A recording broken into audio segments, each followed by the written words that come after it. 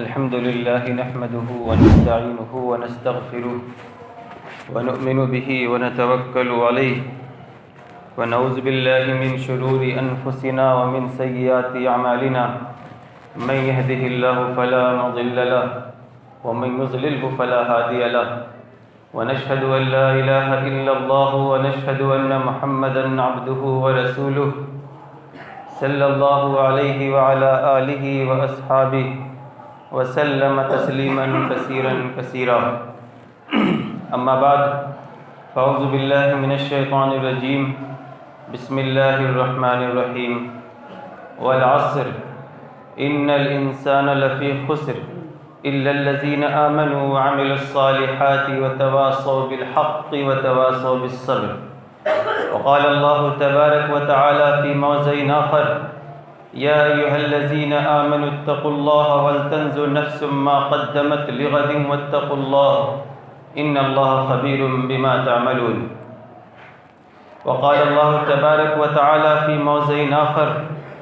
أولم نعمركم ما يتذكر فيه من تذكر وجاءكم النذير فذوقوا فما للظالمين من نصير وقال النبي صلى الله عليه وسلم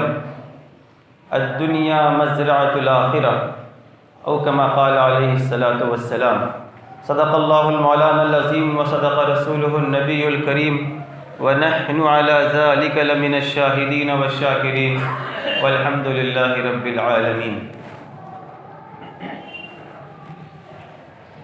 قابل قدر علماء کرام اور میرے محترم بزرگوں، دوستوں اور عزیز ساتھیوں، آج کا موضوع ہے مسلمان اور وقت کی ناقدری۔ سب سے پہلے ہمیں یہ بات جاننی چاہیے کہ انسانوں کی زندگی یا جتنی بھی مخلوقات ہیں ان تمام کی زندگی اس دنیا میں عارضی اور فانی ہے۔ ہر ایک کو اللہ رب العزت کے سامنے، ہر ایک انسان کو اللہ رب العزت کے سامنے جواب دہ ہونا ہے، اور اس دنیا میں جو وقت یہ جو گزر رہا ہے اس کا ایک ایک لمحہ نہایت ہی قیمتی ہے۔ اس کا آج ہم اس کی ناقدری کر رہے ہیں، بلکہ یہ کہا جائے کہ دوسرے مذاہب کے ماننے والوں سے زیادہ ناقدری امت مسلمہ وقت کی ناقدری کر رہی ہے۔ اس لیے وقت کی بڑی اہمیت ہے، اور اللہ رب العزت نے قرآن میں جا بجا اس کا تذکرہ بھی کیا ہے، اور ایک اہم بات یہ ہے کہ جو عبادتوں کی تفصیل اللہ رب العزت نے رکھا ہے اس میں وقت کی بہت زیادہ ہی پابندی ہے۔ آپ دیکھیں کہ پانچوں نمازوں کا وقت ایک وقت مقررہ ہے، ان وقتوں سے پہلے اس کو ادا کوئی کرے گا تو ادا نہیں ہوگا۔ اسی طریقے سے زکوٰۃ کے لیے سال کا گزرنا شرط ہے، رمضان المبارک کے مہینے کے روزے رکھنے کے لیے رمضان کا مہینے کا ہونا شرط ہے۔ ایام حج اس کے بھی مخصوص دن ہیں، اس کے علاوہ دنوں میں کوئی سال بھر حج کرے تو اس کی حج کی ادائیگی نہیں ہوتی۔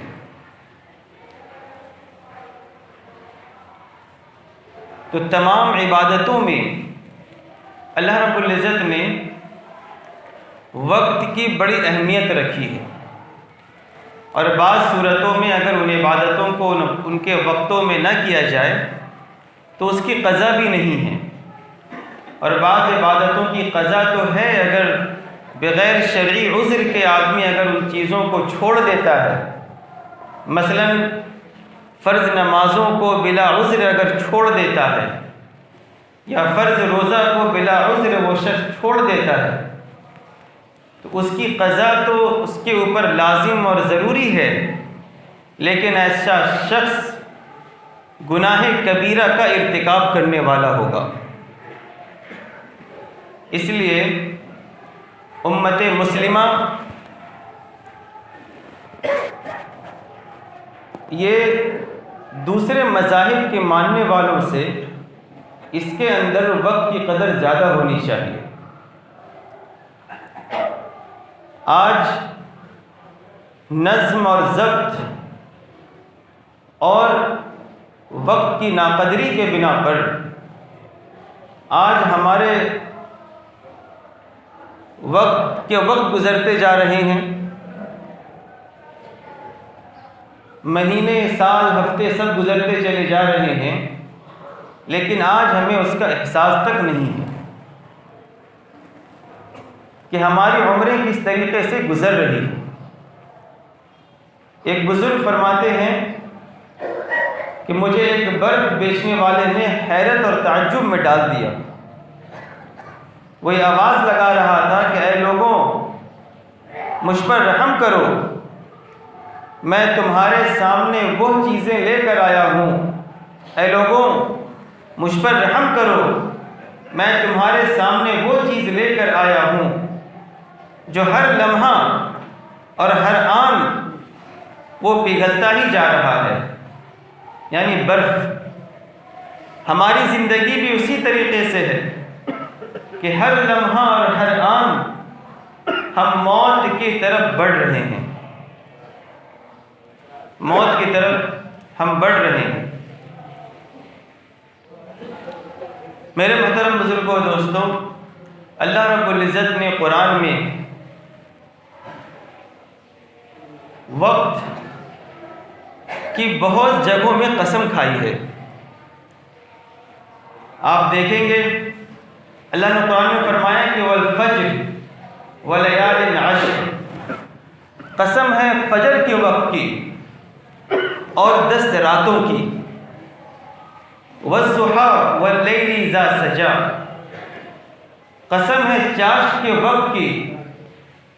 اور رات کی جب وہ چھا جائے، واللیل اذا یغشی والنہار اذا تجلی،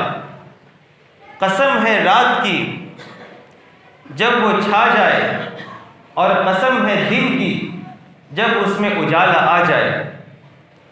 والعصر ان الانسان لفی خسر، قسم ہے زمانے کی۔ آپ ان آیتوں پر غور کریں گے تو پتہ چلے گا کہ اللہ رب العزت نے وقت کی قدر کرنے اللہ رب العزت نے وقت کے سلسلے میں جو قسمیں کھائی ہیں، اور ہمیشہ اللہ کا یہ معمول رہا ہے قرآن پاک میں کہ قسمیں ان چیزوں کی کھاتے ہیں جو غیر معمولی چیز ہوا کرتی ہیں، جو غیر معمولی چیز، انہی چیزوں کے اللہ رب العزت قسمیں کھائیں کہ دن کی، رات کی، اور فجر کے وقت کی، اور چاشت کے وقت کی، اور زمانے کی، ان تمام چیزوں کی اللہ رب العزت قسمیں کھا رہے ہیں۔ تو ہمیں یہ پتہ چلتا ہے کہ وقت کی کتنی اہمیت ہے اور وقتوں کو کس طریقے سے ہمیں گزارنا ہے۔ ہمیں اس بات کا بھی علم ہے کہ اوقات 3 طرح کے ہوتے ہیں، ایک وہ زمانہ اور ایک وہ وقت ہوتا ہے جو ماضی گزر گیا۔ اب اس کی 2 صورت ہوتی ہے، اس میں یا تو ہم نیکی کیے ہوں گے یا برائی کیے ہوں گے۔ اگر ہم ان وقتوں میں اگر ہم نے نیکیاں کیا تو یہ ہمارے لیے باعث فخر ہے اور یہ آخرت کی نجات کا ذریعہ بنے گی۔ لیکن یہی وقتوں کو جو ماضی میں گزر گیا، اگر ہم نے اللہ کی نافرمانی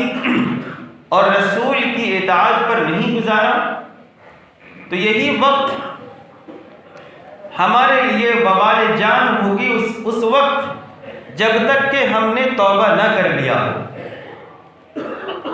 ایک وقت تو گزر گیا، چاہے وہ انسان کے خیر میں گزرے یا شر میں گزرے، چاہے انسان کے وہ عیش و آرام میں گزرے یا مشقت میں گزرے، وہ تو وقت گزر گیا۔ اور ایک وقت جو موجودہ ہے،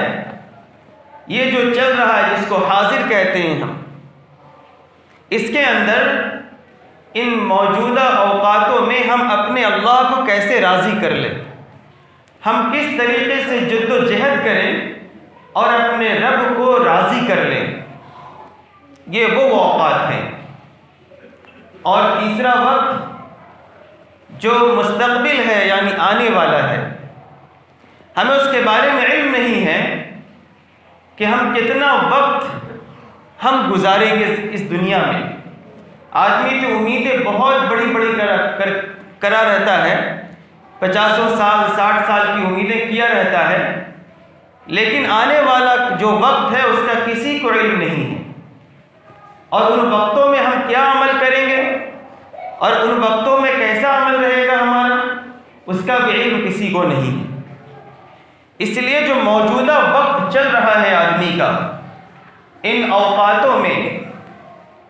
ہم اللہ رب العزت کی فرما برداری میں گزار لیں۔ میرے محترم بزرگوں اور دوستوں،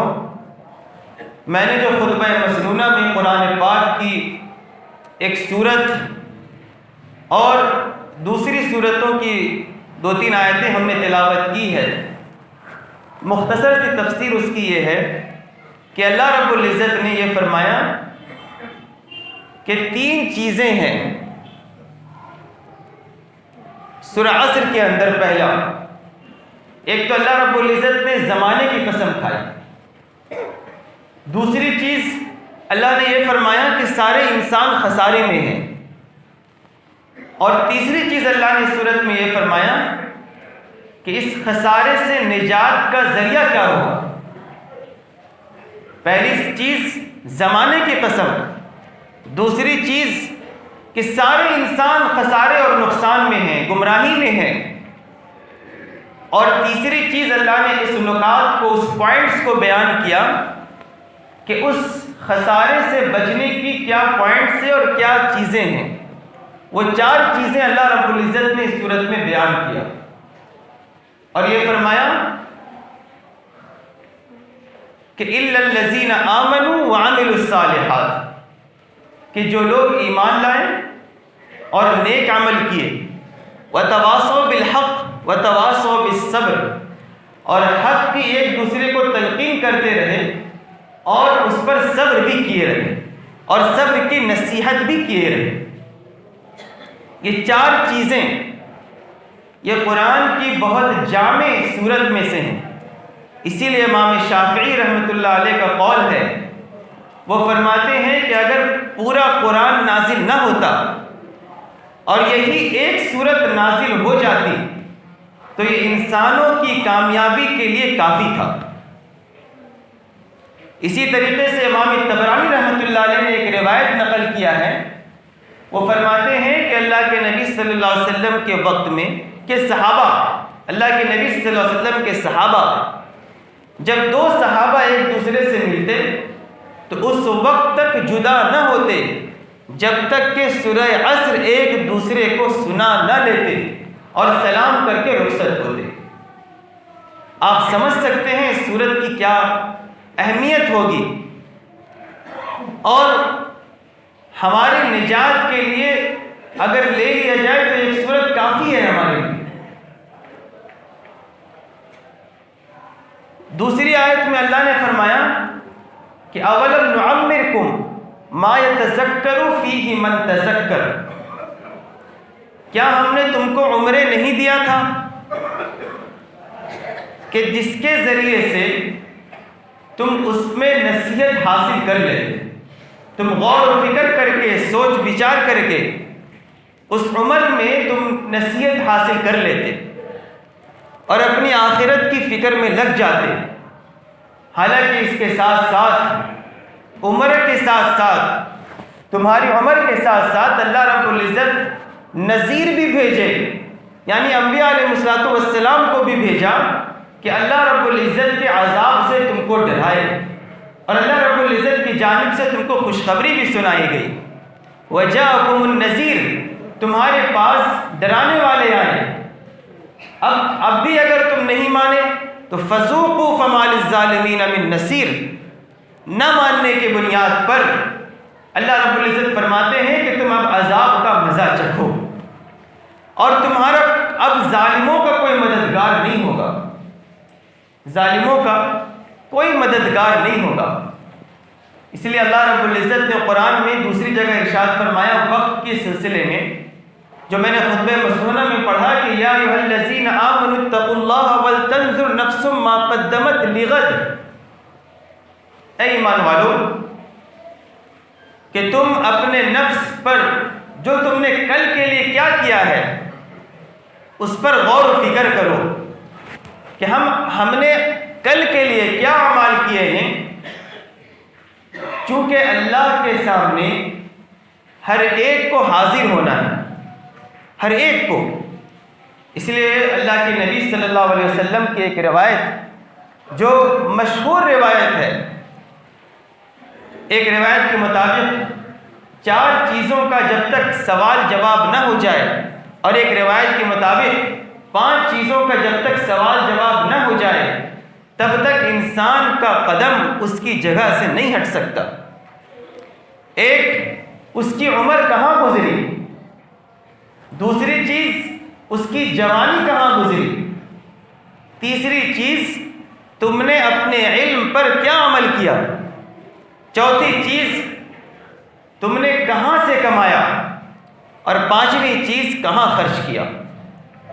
اور بعض روایت میں کہ ایک میں اس کو کر دیا گیا کہ تم نے کہاں سے کمایا اور کہاں سے خرچ کیا.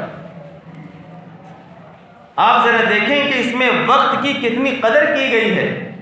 کہ تم نے اپنی عمر کو کہاں لگا دیا، تم نے وقت کی کتنی قدر کی اور کتنی ناقدری کی. اسی لیے آج ہمارے وقت کی ناقدری کے بنا پر ہمارے منٹوں کا بلکہ گھنٹوں کا، پھر ہفتوں کا، دنوں کا، مہینوں کا اور سالوں کا، یہ ہماری عمریں کس طریقے سے ضائع ہوتی چلی جا رہی ہیں، آج ہم اس کا احساس بھی نہیں کر رہے. کل ہمیں پتہ چلے گا، کیونکہ ہمارا اس بات پر یقین ہے، ہمارا ایمان ہے کہ قبر بھی ہے، ہمارا اس بات پر ایمان بھی ہے کہ حشر بھی ہے، اللہ کے سامنے جواب دہ بھی ہونا ہے، جنت بھی ہے اور جہنم بھی ہے، اور اللہ رب العزت ہم سے سوال بھی کریں گے کہ تم نے اپنی عمریں کہاں کہاں گزاری. اس لیے ہمیں چاہیے کہ ہم اپنی وقتوں کی قدر کریں، اور ملک کے جو حالات ہیں اس کے پیش نظر تو ہمیں اور زیادہ چوکنا ہونے کی ضرورت ہے، اور زیادہ رجوع اللہ کی ضرورت ہے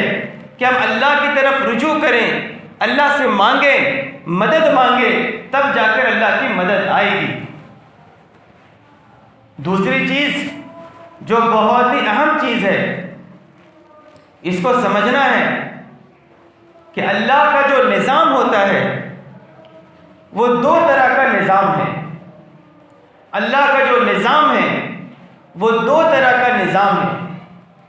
ایک نظام وہ ہوتا ہے جو ظاہری ہوتا ہے، اور اللہ کا ایک نظام جو ہوتا ہے وہ غیبی نظام ہوتا ہے. 2 طرح کے نظام ہوتے ہیں، ایک ظاہری نظام ہوتے ہیں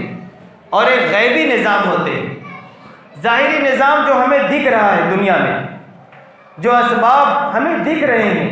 جو نظام مسائل کو حل کرنے کے لیے دکھ رہے ہیں، یہ ظاہری نظام ہے اللہ رب العزت کا. اور ایک نظام ہوتا ہے اللہ کا جو غائبانہ ہوتا ہے، غیبی نظام ہوتا ہے. اس کی مثال میں دیتا ہوں، آپ کو 2 مثالیں دیتا ہوں. غیبی نظام کے 2 مثال. بنی اسرائیل کے 3 شخص، جو مشہور واقعہ ہے کہ جو ایک غار میں بارش کی وجہ سے چھپ گئے تھے اور ایک چٹان اوپر سے گرا اور غار کے منہ کو بند کر دیا۔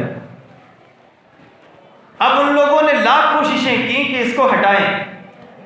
لیکن وہ چٹان نہیں ہٹا۔ اب انہوں نے سوچا کہ ہمارے پاس تو ظاہری سبب اور ظاہر نظام کچھ نہیں ہے، اب ہم اللہ کی طرف توجہ کریں اور رجوع کریں، اور ہم نے جو عمل اپنی زندگی میں اخلاص کے ساتھ کیا ہو اس کے وسیلے سے اللہ کی مدد مانگے۔ مشہور واقعہ ہے۔ تو تینوں نے اپنی اپنی جو انہوں نے اللہ کے لیے عمل کیا تھا، اللہ کے سامنے انہوں نے اخلاص کے ساتھ اس کو پیش کیا۔ ایک نے کہا کہ ہم نے اپنے والدین کو دودھ پلاتا تھا اور وہ رات میں سو گئی، میرا آنے میں تاخیر ہو گئی، تو میں رات بھر ان کے سرانے میں دودھ لے کر کھڑا رہا۔ میں نے ان کو جگانا مناسب نہیں سمجھا کہ ان کی نیند میں خلل واقع ہو جائے گی، اس وجہ سے ہم نے رات بھر ان کے سرانے میں کھڑے ہو کر دودھ لے کر کھڑا رہا۔ صبح ہوئی تو ان کو میں نے دودھ پیش کیا۔ اے اللہ، اگر یہ میرا عمل اخلاص کے ساتھ ہے تو اس چٹان کو ہٹا دے۔ تو غیبی نظام حرکت میں آئی اور اللہ رب العزت نے اس چٹان کو تھوڑا سا ہٹا دیا۔ دوسرے نے جو مشہور واقعہ ہے، اس نے یہ کہا کہ میں ایک غیر عورت پر میں قابو پا گیا تھا اور قریب تھا کہ میں اس سے اپنی شہوت کو پوری کر لیتا، لیکن اس نے یہ کہا کہ اللہ سے ڈر۔ اے اللہ، تو جانتا ہے کہ میں تجھ سے ڈر گیا تھا، اس وقت تیرا خوف میرے دل پر غالب آ گیا تھا، اگر میرا یہ عمل اخلاص کے ساتھ ہے تو اے باری تعالیٰ اس چٹان کو ہٹا دیجیے۔ اللہ رب العزت نے اس چٹان کو تھوڑا سا ہٹا دیا، لیکن ابھی تک نکلنے کا نظام نہیں بنا تھا ان کا۔ تیسرے نے دعا کی کہ باری تعالیٰ، ایک مزدور آیا تھا میرے پاس اور اس مزدور نے میرے پاس مزدوری کی تھی، لیکن وہ اپنا پیسہ لینا بھول گیا تھا اور چلا گیا تھا۔ میں نے اس کے پیسے سے جانور خریدے، بہت سارے جانور خرید لیے، بہت برکتیں ہوئی۔ کئی زمانے کے بعد وہ مزدوری کے لیے وہ مستری آتا ہے اور کہتا ہے کہ بھائی میری مزدوری دے دو۔ تو وہ شخص کہتے ہیں کہ یہ دیکھو، یہ جتنے بھی جانور ہیں، یہ جتنے بھی زمینیں ہیں، وہ سب تمہاری ہیں۔ وہ کہتا ہے کہ مذاق کر رہے ہیں آپ؟ کہتا ہے کہ نہیں، وہ تمہاری مزدوری کے پیسے سے ہم نے یہ کیا تھا، تم یہ تمام کے تمام لے جاؤ۔ وہ شخص تمام کو لے جاتا ہے۔ وہ شخص کہتا ہے باری تعالیٰ، اگر میں نے یہ کام اخلاص کے ساتھ کیا تھا تو چٹان کو ہٹا دیجیے۔ اللہ رب العزت کا غیبی نظام حرکت میں آئی اور اللہ رب العزت نے اس چٹان کو ہٹا دیا اور تینوں غار سے نکل گئے۔ دوسرا واقعہ، حضرت عمر رضی اللہ تعالیٰ عنہ کے دور میں ایک شرابی تھے اور شراب کی بوتل ان کے ہاتھ میں تھا۔ دیکھا اتفاق سے کہ شراب کی حالت میں وہ اور ایک گلی سے گزر رہے تھے۔ دیکھا کہ عمر رضی اللہ تعالیٰ عنہ امیر المومنین ہے اور سامنے سے آ رہے ہیں، تو ہر ایک کو خوف رہتا تھا عمر رضی اللہ تعالیٰ عنہ سے، اور اس نے دل میں یہ سوچا اور کہنے لگا کہ اگر آج ہمیں پکڑ ہو گئی تو سارے مدینہ میں ہماری رسوائی ہوگی، ہمارے خاندان میں، ہمارے معاشرے میں اور پورے مدینہ منورہ میں ہماری رسوائی ہو جائے گی۔ اے باری تعالیٰ، میں آج سے سچی اور پکی توبہ کرتا ہوں کہ میں شراب کو آج کے بعد ہاتھ نہیں لگاؤں گا، اور اس بوتل میں جو شراب ہے آپ اس کو سرکہ بنا دیجئے۔ اس بوتل میں جو شراب ہے اس کو آپ سرکہ بنا دیجئے۔ اللہ کا غیبی نظام حرکت میں آئی، اور جب یہ عمر رضی اللہ تعالیٰ عنہ کے پاس پہنچے ہیں تو عمر رضی اللہ تعالیٰ عنہ آ رہے ہیں سامنے سے، انہوں نے پوچھا کہ بوتل میں تمہارے کیا ہے؟ یہ جو ڈر گئے کہ شراب ہے، جب وہ نکال کے دکھائے تو اس کے اندر سرکہ تھا، اس بوتل کے اندر۔ اللہ کا غیبی نظام حرکت میں آیا۔ آج بھی وہی ضرورت ہے کہ اس غیبی نظام کو ہم اپنی طرف متوجہ کریں اللہ کے سامنے اپنے اعمال کو ہم پیش کریں، وہ اعمال کو جس کو ہم نے اخلاص کے ساتھ کیا ہو، ان اعمال کو جس کو ہم نے اللہ کے لیے کیا ہو۔ آج ہم اپنی زندگی کا جائزہ لیں، ذرا ہم سوچیں کہ ہم نے ایسا کون سا عمل کیا ہے جو خالص اللہ رب العزت کے لیے کیا ہے۔ تو اس میں آپ کو دو چیزیں کرنی ہوگی۔ ایک تو اپنی زندگی کو اللہ کے احکام اور رسول پاک صلی اللہ علیہ وسلم کے طریقے کے مطابق ڈھال دینا پڑے گا، اور دوسری چیز ہم نے اپنی زندگی میں کوئی ایسا عمل کیا ہو جو خالص اللہ کے لیے کیا ہو، اس کے وسیلے سے ہم اللہ کی مدد کو متوجہ کریں، اللہ کی مدد کو ہم متوجہ کریں۔ آپ دیکھیں گے کہ انشاءاللہ بہت جلد اللہ کی مدد اترے گی، بہت جلد اللہ کی مدد اترے گی، لیکن شرط لگا دیا گیا اس کے اندر کہ تم اپنے آپ کو مسلمان بنا لو، تم اپنے آپ کو مومن بنا لو، اپنے اعمال کو صحیح کر لو، تب جا کر یہ چیزیں ہوگی۔ دعا کیجئے کہ اللہ رب العزت ہمیں وقت کی قدر کرنے کی توفیق عطا فرمائے، اور غیبی نظام کو اپنی طرف متوجہ کرنے کے لیے بھی ہمیں اپنے اعمال صالحہ اور اعمال اخلاص کو اللہ کے سامنے پیش کرنے کی توفیق عطا فرمائے۔ وآخر دعوانا الحمد للہ رب العالمین۔